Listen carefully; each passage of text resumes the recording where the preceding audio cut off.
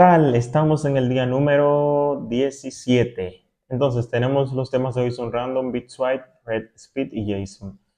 El tema de ahora es random. Random devuelve un número aleatorio entre 0 inclusive y 1 inclusive. Si lo pruebas, automáticamente te va a devolver un número aleatorio. Si yo lo vuelvo a correr, un número aleatorio. Si lo sigo corriendo, varios números aleatorios. Siempre devuelve un número inferior a 1. Enteros aleatorios. MathRandom utiliza lo que hemos utilizado anteriormente, floor, se puede utilizar para devolver enteros aleatorios. En este modo, no existe tal cosa como los números enteros de JavaScript, estamos hablando de números sin decimales aquí. Por ejemplo, mathfloor, mathrandom punto y me devuelve 1. Si le doy nuevamente 9 y sigue sucesivamente. 7, 9, 8, 4, 6. Returna un entero de 0 a 10. Si aquí le doy de 0 a, a 10, aquí sería de 0 a 9 porque recuerden que el 0 se cuenta como 1 y aquí de 0 a 10 porque estamos diciendo que sea 11. Aquí de 0 a 99, de 0 aquí a 100 porque 101 y aquí de 1 a 10 porque estamos haciendo una suma de 1. Igualmente de 100 aquí, de 1 a 100. Una función aleatoria adecuada. Como se puede ver en los ejemplos anteriores, podría ser una buena idea crear una función aleatoria adecuada a utilizar para todos los propósitos enteros aleatorios. Esta función de JavaScript siempre devuelve un número aleatorio entre un mínimo incluido y un máximo incluido. Por ejemplo, podemos crear una función que cumpla la condición, recibe un mínimo, un máximo y que eso haga la integración que hicimos anteriormente, pero ahora con una función. Aquí puedes ver algo bastante interesante. Si ves, con getInteger le pasamos los valores de 0 y 10, el mínimo 0 y 10 viene siendo el máximo. Entonces los introducimos dentro del código y va a seguir los valores entre 0 y 9 vendría siendo, porque a uno le ponemos +1. Hay otra integración aquí debajo que esto prácticamente es igual a esto de aquí arriba, pero la otra integración lo que hacemos es, aquí no lo tenemos sumado, pero esta función JavaScript siempre devuelve un número aleatorio entre el mínimo y el máximo, ambos incluidos. Por ejemplo, aquí le pongo de 1 a 10 +1 para que a la hora de darme el número me lo dé entero. Puedes trabajar tanto en funciones, si lo amerita, o directamente hacerlo de forma directa. Es algo no tan relevante realmente lo de random y float. ¿En qué caso lo utilizaremos? Sería un caso muy específico realmente. Entonces, hay otro tema que es BitSwipe. Ese tema no lo voy a tratar tan a fondo porque esto es el tema según un chat ETP.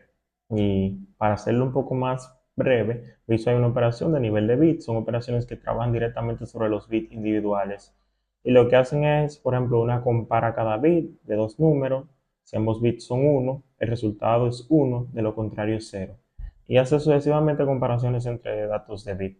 No voy a entrar tan a fondo en esto, pero establece cada uno, establece, por ejemplo, establece de cada bit si ambos son igual a 1, si uno es igual, si uno de los bits es igual a 1 y así sucesivamente, invierte a todos los bits.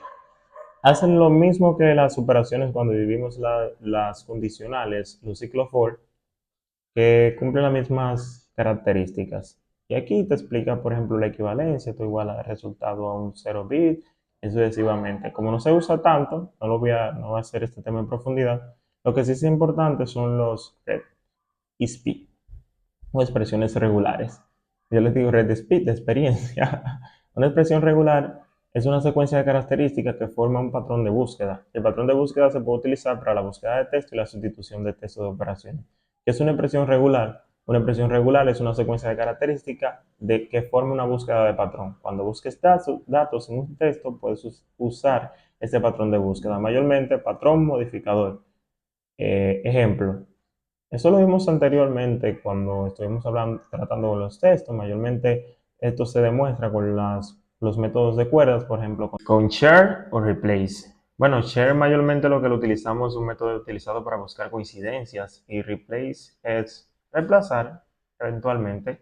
Si yo le doy a probar aquí, me dice que es en la posición 6, pero ¿el qué es en la posición 6? Le digo test.share W3 High School. Quizá tú dirás, bueno, EEN, no, estamos buscando la palabra W3 High School. Si yo le borro algo, me va a dar un negativo 1 porque no lo encontró. Utilizando también la búsqueda de cuerda con una expresión regular, utilizo una expresión regular para hacer una búsqueda en casos insensibles a W3 escuelas o W3 High School en una cadena. Por ejemplo, en este caso, hacemos eso y prácticamente hace lo mismo, pero lo que hace que distingue, bueno, si es minúscula o mayúscula, lo trae igualmente. Usando la cadena de reemplazo con una cuerda, replace, el método sustituye un valor específico. Por ejemplo, si le decimos test, reemplázame primero el que queremos y después lo que queremos escribir. Try, hacemos aquí tenemos una integración de una función, one click, que cuando le damos a try it, esto es lo que hace, por favor, visita Microsoft, visita W3 High School. Bien de spam, ¿no? Hicieron. Ah, pero si hacemos así y hacemos Criso di Velo. Oh, explotó, explotó. ¿Por qué explotó? Porque no le hemos dado al botón visita Criso di Velo. Bien de spam. Bueno, utilizar la cadena reemplazo también lo podemos utilizar con expresiones regulares. Y aquí algunos patrones regulares de expresiones, por ejemplo, encontrar un dígito, un caso insensible de matching o de macheo, y aquí hacemos el resultado, hacemos una búsqueda más específica. Hay varias integraciones, performan global match o que sea un macheo global. Bueno, hay dos is. Y aquí puedes ver algunas de las expresiones regulares. Lo único que aquí, a diferencia de la vez anterior, nos añadieron más expresiones regulares, las cuales podemos utilizar. También tenemos lo que es JSON. JSON es un formato para almacenar y transportar datos. JSON se utiliza a menudo cuando los datos se envían desde un servidor web. JSON significa JavaScript Object Notation. JSON es un formato de intercambio de datos ligeros. JSON independiente del idioma y JSON es autodescripción y fácil de entender. Claro que sí. Es una sintaxis, la sintaxis JSON es un poco diferente, pero es prácticamente lo mismo. Objeto con todos sus valores, persona, o en este caso empleados, y una serie de 3 dígitos para el objeto. Regla de sintaxis de JSON, los datos están en nombre, eje para ese valor, los datos están separados por comas, como puedes ver, los apartados degradados sostienen objetos y los soportes cuadrados sostienen matrices, como puedes ver. Está bastante fácil de entender, los datos JSON son un nombre y un valor. First name y el valor. Se escriben con pares, nombre y valor, y así sucesivamente. Objetos JSON, los objetos JSON se escriben dentro de apartados o dentro de colchas, vendría siendo llaves en este caso. Siempre confundo todas las terminaciones por lo que ven. Entonces lo tenemos dentro, identificamos aquí, bueno, dame el nombre, el nombre, y dame el apellido. Al igual que JavaScript, los objetos pueden contener múltiples pares de nombres. Un array, como puedes ver, los arrays están dentro de llave. Y el array puede contener objetos. Está bastante cool. Es bastante, si ya hemos trabajado todo lo que hemos trabajado, esto es cuestión de interpretación. Un uso común de los JSON es leer los datos de un servidor web y muestra los datos, por ejemplo, dentro de una variable test y luego utiliza la función incorporada en JavaScript, JSON.parse, que hace que convierte la cadena JSON a un JavaScript.